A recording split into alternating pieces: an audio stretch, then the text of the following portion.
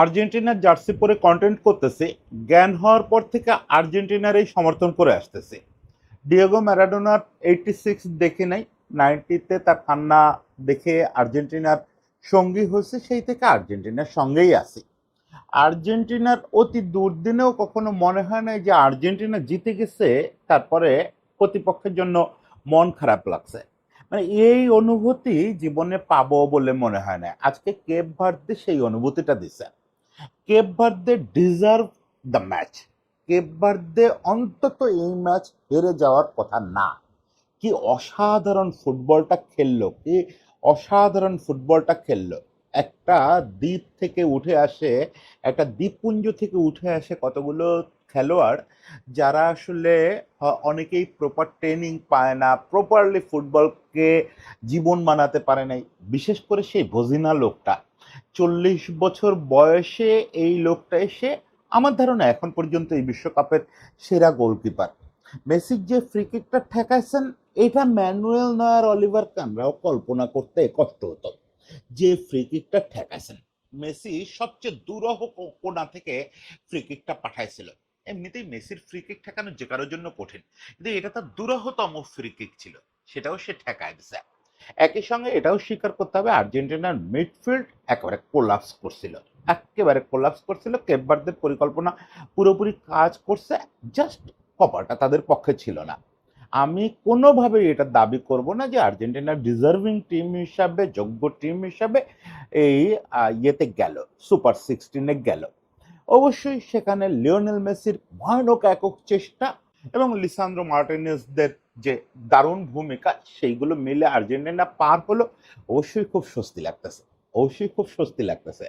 যতই প্রশংসা করি প্রতিপক্ষের, শেষ পর্যন্ত তো দলটা আর্জেন্টিনা, এটা নিয়েই তো বেঁচে আছি। এই ছেলেগুলো আজকে খারাপ খেলছে, আজকে দিনটা ভাগ্যের জোরে পার হয়ে গেছে, কিন্তু কত বিউটিফুল ফুটবল খেলেও তো এই ছেলেগুলো পারে নাই।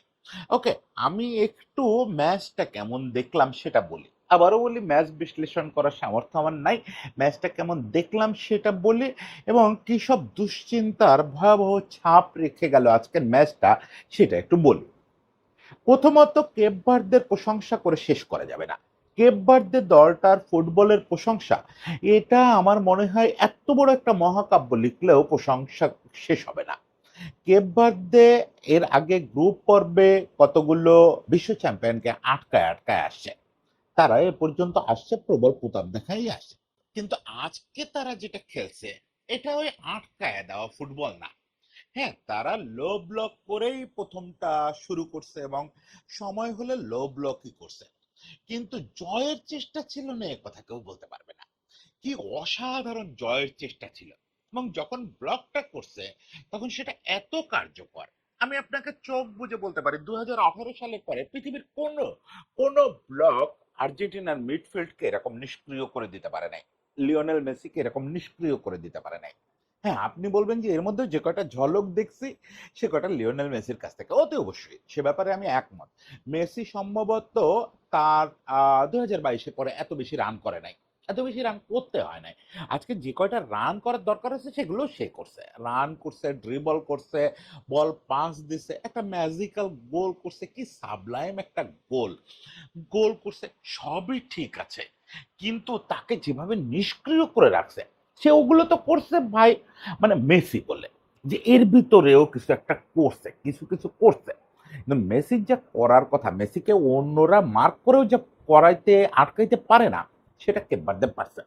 আপনি যদি দেখেন মেসি ম্যাচের প্রথমার্ধ নড়ারই সুযোগ দেয় নাই তারা, যদিও ম্যাচের প্রথমার্ধেই সে গোলটা পাইছে, কিন্তু তাকে ম্যাচ ডিক্টেট করতে দেয় নাই। এছাড়া পুরোটা সময় জুড়ে মেসিকে স্বাধীনভাবে খেলতে দেয় না। মেসি বল পাইছে, মেসি মন মতো একটা পাস দিতে পারে না, পাস দিলে ফিরতি পাসটা রিসিভ করার আর জায়গা পায় নাই, কোনো না কোনো ভাবে ওর দৃষ্টি আটকায় দিছে, ওর পথ আটকায় দিছে। অপূর্ব প্ল্যানিং নিয়ে তারা নামছিল, অপূর্ব প্ল্যানিং নিয়ে, এবং সেটা করতে গিয়ে সবচেয়ে মুশকিল হয় কি, এই দলগুলোর, অপরিচিত দলগুলো, ছোট দল শব্দটা এখন উচ্চারণ করলে আমাকে মারবেন, ছোট দল বলা এটাই ঠিক না, অপরিচিত দল যারা একটু তুলনামূলক বড় আসরে অপরিচিত, তাদের মুশকিলটা হয় কি, মেসিকে মার্ক করতে গিয়ে অন্যদিকে আবার ফাঁকা করে ফেলে।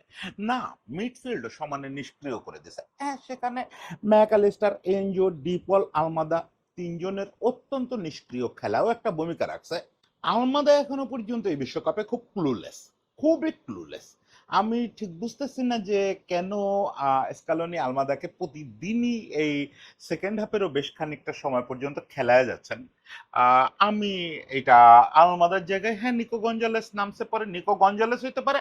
যদি মনে করেন ক্রিয়েটিভিটির দরকার তাহলে নিকো পাস হইতে পারে। আলমাদাকে আর স্টার্টার হিসাবে আমি অত্যন্ত আলমাদা ভক্ত ছেলে, অত্যন্ত আলমাদা ভক্ত মানুষ। আলমাদাকে আমি ভালো খেলতে দেখলে আমার চেয়ে খুশি কেউ হবে না। আমি মেসির পরে নেক্সট সবচেয়ে আকর্ষণীয় ছেলে আমার জন্য আলমাদা, আর তারপরে এচেভেরি। কিন্তু আলমাদা যা খেলতেছে, ক্লুলেস ফুটবল খেলতেছে পুরো বিশ্বকাপ জুড়ে, ফলে তাকে অবশ্যই অফ করানো উচিত।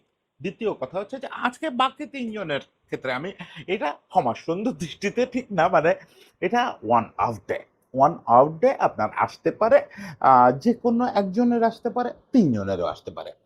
ম্যাক এনজো এখনো পর্যন্ত এই বিশ্বকাপে অ্যাটাকিং রোলে, অ্যাটাকিং অ্যাট্রিবিউটে এমনিতেই খুব ভালো এখনো খেলে নাই।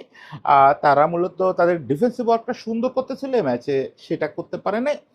ডিপল দুর্দান্ত খেলতেছিল আগের ম্যাচগুলোতে, আজকে সেটা পারে নাই, যদিও ডিফেন্সিভ ওয়ার্ক আজকে বেশ কিছু করছে, চোখে লাগার মতোই কিছু ডিফেন্সিভ ওয়ার্ক করছে।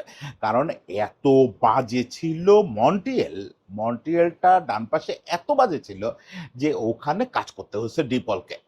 ওটাই একটা সমস্যা হয়ে গেছে জানেন, দুটো পাশ, ধরেন এ পাশে আলমাদা আর মেদিনা, মেদিনাকে ওরা ভালোই মার্ক করছে, আর মেদিনাও যে খুব ওভারল্যাপ করতে পারছে, ওভারল্যাপ করে তো কাট ব্যাক করতে হবে, কাট ব্যাক টাট ব্যাক করতে পারে না। ইনফ্যাক্ট বল নিয়ে মানে উইথ দ্য বল খুব আহ, ভালো খেলতে পারছে, তা না অফ দ্য বল খুব দৌড়াদৌড়ি করছে। আর আলমাদা খুব নিষ্ক্রিয় ছিল। এ পাশে ডিপলে কোনো অফেন্সিভ ওয়ার্ক ছিল না, মলিনা একটা হতাশা। ফলে দুটো সাইড ওরা কিন্তু একেবারে জায়গা দেয় নাই তা না। আপনার মনে হতে পারে যে কেপ ভার্দে পুরোটাই বোধহয় নিয়ন্ত্রণ করতে পারছে, তা না। মিডফিল্ডটা আর্জেন্টিনা নিজেরই নিষ্ক্রিয় ছিল অনেকটা, সঙ্গে ওদেরও মারাত্মক কৃতিত্ব। এই ট্রায়োকে জ্বলে উঠতে দেয় নাই, সেটা অবশ্যই ওদের কৃতিত্ব ওদের দিতে হবে। ওদের সবচেয়ে বড় কৃতিত্ব হচ্ছে মেসিকে বোতলবন্দি করে ফেলা, মেসিকে একদম বোতলে রাখা। অন্যান্য দিন যেটা হয়, মিডফিল্ডটা অ্যাকশন অন অ্যাকশন থাকতে পারে মেসির কারণে, কারণ মেসি ওই ডিসাইসিভ মোমেন্ট গুলো তৈরি করে দেয়, তখন মিডফিল্ডটা ব্লুম করে, ব্লুম করে ফুটে ওঠে। কিন্তু আজকে সেটা হয় নাই, এবং মাঝখান থেকে ফলে কোনো আক্রমণই হচ্ছিল না। যা হয়েছে সেটা শুধু ওই যে অতিমানবিক মেসির কারণে। দু পাশটা কিন্তু ওরা যথেষ্ট স্পেস দিয়ে রাখছে, দুই সাইড লাইন থেকে যদি একটু অ্যাটাক করা যেত। আমি এরকম মোমেন্টে মাঠে খুব একসঙ্গে দেখতে চাই নিকো গঞ্জালেস এবং সিমিওনেকে। এইসব দলের বিপক্ষে আপনি যদি দুই টাচ লাইন ভালো ইউজ করতে না পারেন, ওই যে ফুল ব্যাক, আর্জেন্টিনার যে ফুল ব্যাক, এটা আমার ধারণা পৃথিবীর ইতিহাসে কোনো বিশ্ব চ্যাম্পিয়ন দল এরকম ফুল ব্যাক নিয়ে চ্যাম্পিয়ন হইতে আসে নাই। ফুল ব্যাক তো যা তাই, কিন্তু সেখানে তাহলে কি করতে হবে, তাহলে হচ্ছে আপনার ডিমারিয়া লাগবে, তাহলে হচ্ছে আগের দিনের মেসি লাগবে। এটা তো এখন আর আপনার পক্ষে পাওয়া সম্ভব না। তাহলে ডিমারিয়া দলেই নেই, আর মেসি এখন আর ওই টাচ লাইনে ওই খেলাটা খেলবে না। তাহলে আসলে সিমিওনে আর নিকো গঞ্জালেসকে মাঠে থাকতে হবে। আমি জানি এগুলোতে যে লোকটার এইসব দায়িত্ব, সেই লোকটা এগুলো আমার চেয়ে 7,80,000 গুণ বেশি বোঝে, এবং সেই লোকটা অলরেডি যা যা হিসাব করা করে ফেলছে। আজকে ম্যাচটা যেহেতু একটু প্রেশার খেলতে হয়েছে এবং ম্যাচটা কোনো ক্রমে বেরোচ্ছে, এইটা সে নতুন করে থর দিবে। তার অবশ্য আবার একটা ব্যাপার আছে, সে কোর গ্রুপ দিয়েই ওই দুর্বলতাগুলো কাটানোর চেষ্টা করবে। সে আমার মতো করে ভাববে না অমুক পারতেছে না তাহলে ওরে চেঞ্জ করো, সে ওই যে পারতেছে না তাকে দিয়ে পারানোর চেষ্টা করবে। এটা হচ্ছে তার ব্যাপার।